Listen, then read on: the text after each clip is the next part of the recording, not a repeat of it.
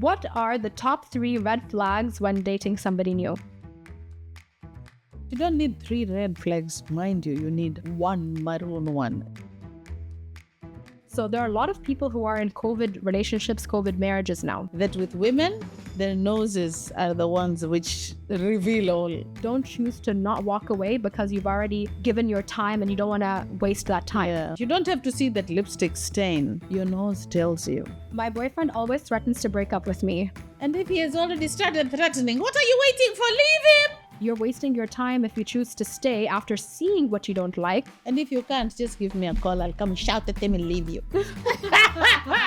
You can't place what it is, but something is making you a little bit crazy. And no suitcase. Yeah, leave your stuff. It's going for charity. Something is telling you something is off. Otherwise, ma salama. And she said, you know what?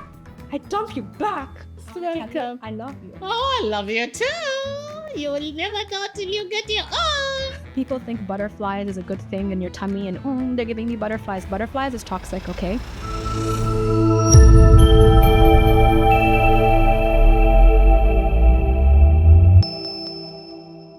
Assalamu alaikum and welcome to Press Pause with Jouhayna. Hello there. On today's episode, we've decided to do a mainstream topic of romantic love because it's the month of February. It's Valentine's. Valentine's has already passed by now, but we've decided to still give you this topic. Ma, we've gotten questions sent in from people, and are you ready for the first one? Oh yeah, sure. Okay, so question number 1. What are the top 3 red flags when dating somebody new?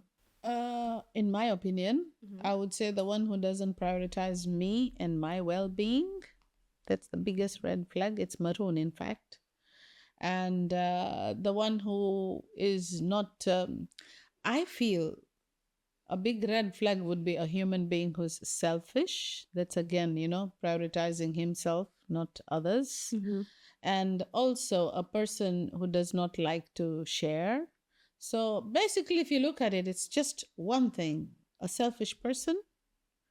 And sometimes we don't even recognize that. And we go along saying that, no, this was just a one-off thing. But that's the bottom line. The biggest. You don't need 3 red flags, mind you. You need 1 maroon one. And this is the one. Not even maroon.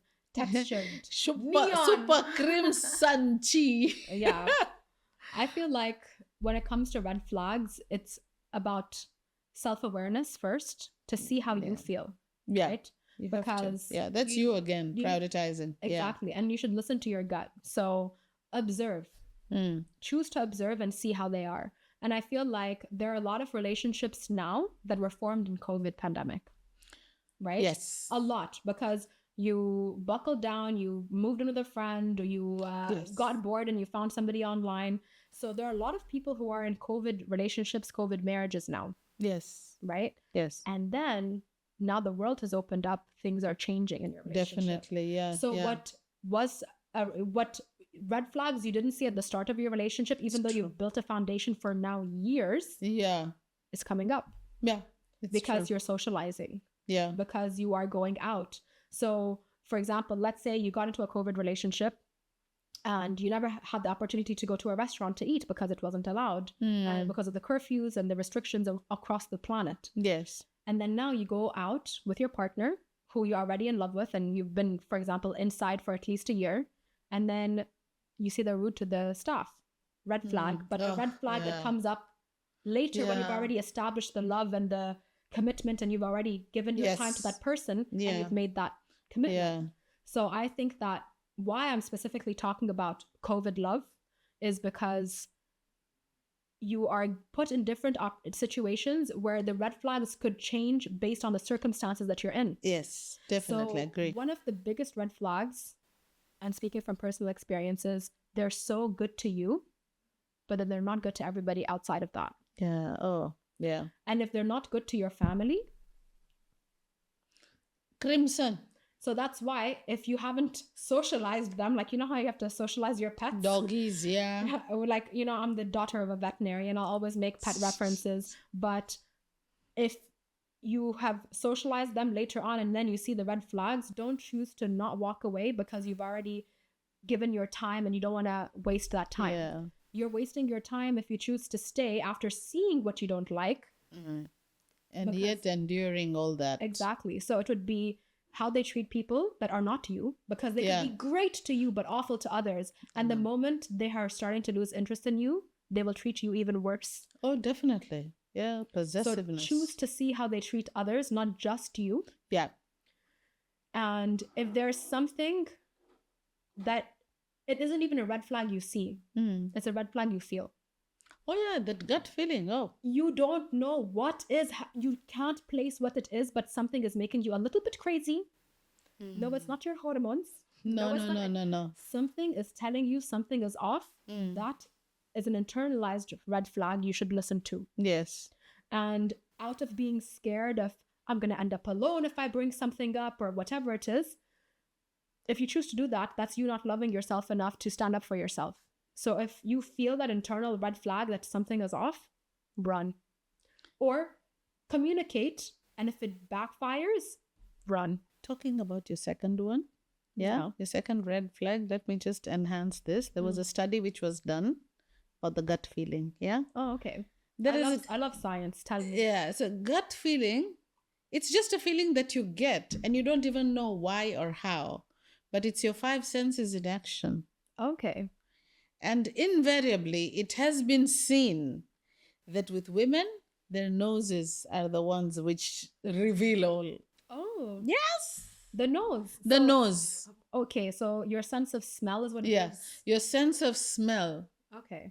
And you don't even know that it's the sense of smell which is giving you this kind of gut feeling. You know, like if, say if, for example, it's a human being A who's a male and female, okay, and the male is cheating, or it could even be the female cheating, okay, cheating or whatever it is, you cannot say what is wrong or what is different. You don't have to see that lipstick stain. Your nose tells you. And that darn nose never goes wrong. Oh, so it's the nose. What? It's so the is it nose. Because you can get perfume or something, or just another scent of a person on your person? Not necessarily a scent of a person. It could be, you know, when we are scared, this is what dogs can see, or can sense through their nose. When we are scared, we produce, our sweat produces some kind of a hormone which the dogs can sense. And when they know that you are scared, baby, they want to get you. You can smell fear. So you can smell that fear or that adrenaline. Okay. That one is the one that you are sensing, and you don't even know it. That makes so much sense. Yes. And you don't know. And maybe invariably the human could be sweating even more because it's so nervous, or she is nervous. So all these things, it's just science, you know? Exactly. And you can't really pinpoint gut feeling what it is, but it is. And it's known. Some tests were done. Okay. Yes. And it's the nose. Baby, the nose. Yeah. Thank you for sharing the science behind that. You're welcome. Ready for the next question? Yes, sure. Okay. My boyfriend always threatens to break up with me. First of all, rude. It hurts my feelings. What should I do? The one who threatens is never going to do it. And if he has already started threatening, what are you waiting for? Leave him. Shoo back. Exactly. Yeah. Leave him. He's already threatening you. Yeah. This is only going to slide and become worse. Yeah. Kindly leave him. Do yourself that favor. And if you can't, just give me a call. I'll come shout at him and leave you. 1-800 press pause.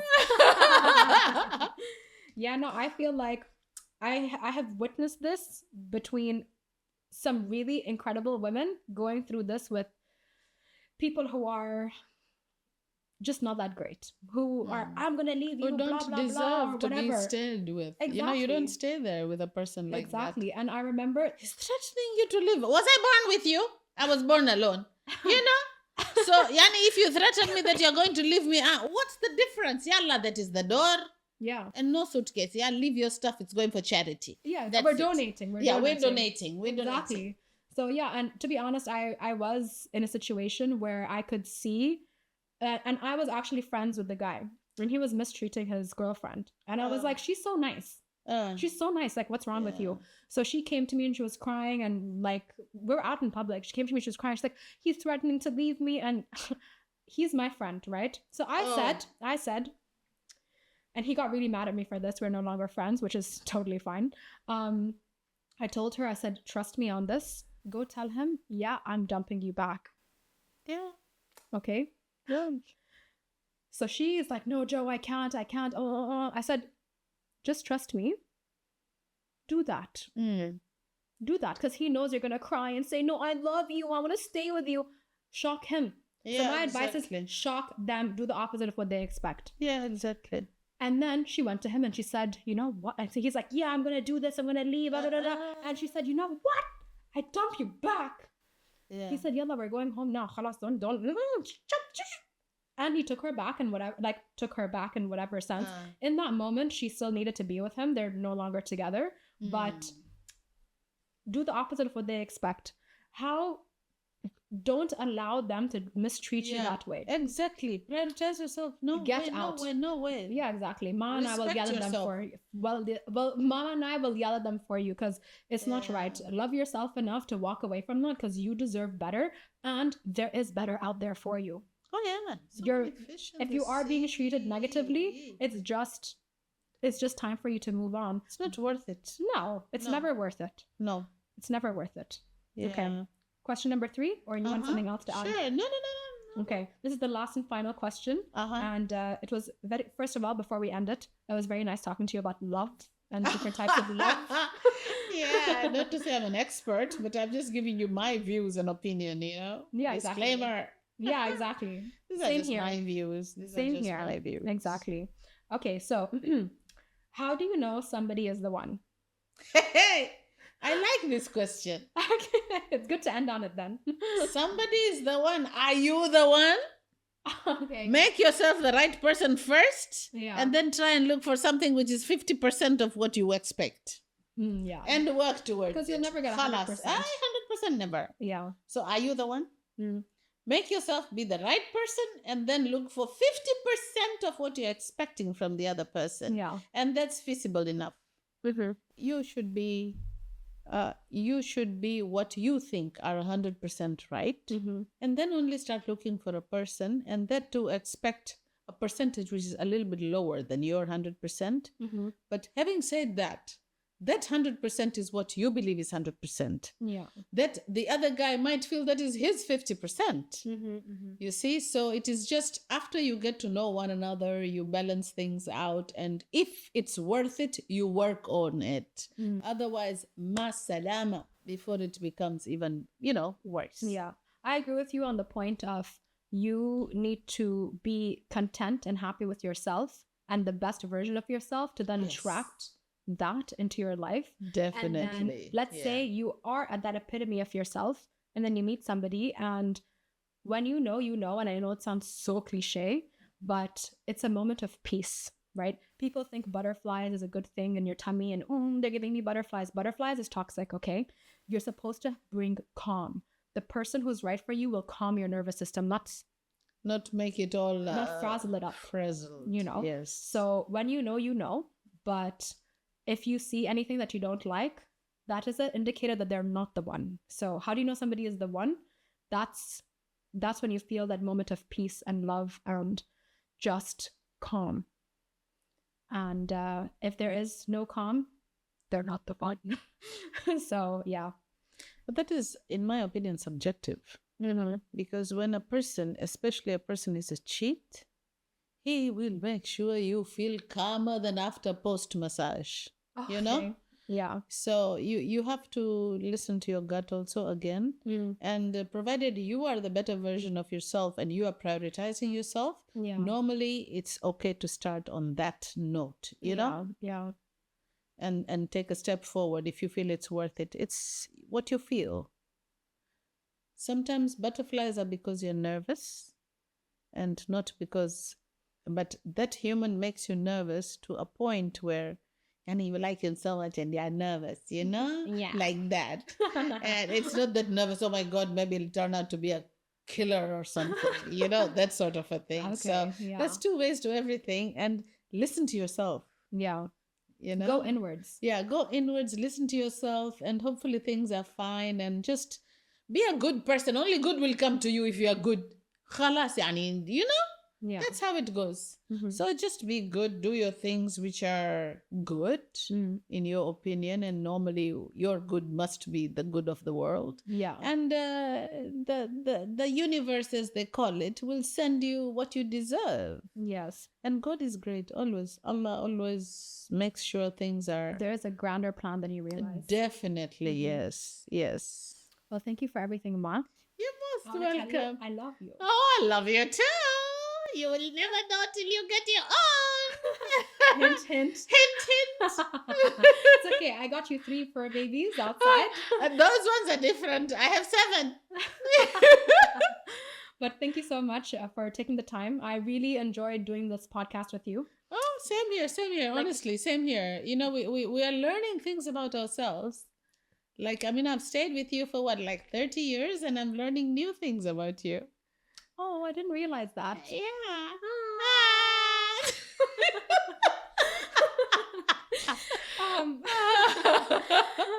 But yeah, no, truly, like, this is a way for us to bond. Like, alhamdulillah, I was in a position where I could retire you, and then I was like, I could feel that you are ready to do something. And then when you came on the show, which you were very reluctant to do in the first place, it's true. Press Pause with Jouhayna, you were like, I don't want to be a part of it, You came on the show and you loved it, and you were so good, you know. I don't know about that. Being vain and how do you say being humble. Right? No, but truly, I do feel like you had such a good time on the show, and it did so well. Like, you had a magazine spread about you after that, and like all these things, and alhamdulillah. And I just feel like even growing up, when we used to have like the Friday magazine, I think it was. Oh yes. They would come and do video interviews with you, and they're like, you are so good at this. So from the time I was a child, I already knew you're born to be in front of the camera, but you got into the medical field. So, you know, it's never too late to start. And I just thank you for taking the time to entertain my idea, because I genuinely feel you're so good at it. Oh, okay. And Let's people see. really, Time will tell. people love you, and well, whoever's messaging me tells me they love you. So I'm always sending you screenshots of your mom's great, and I'm like, Mom, here you go. So thank you for taking the time. I appreciate you. I love you. And stay tuned for next month. We are still deciding what topic we're going to speak about. But if there's something specific you want us to speak about, send us an email on info@jouhaynalmahari.com.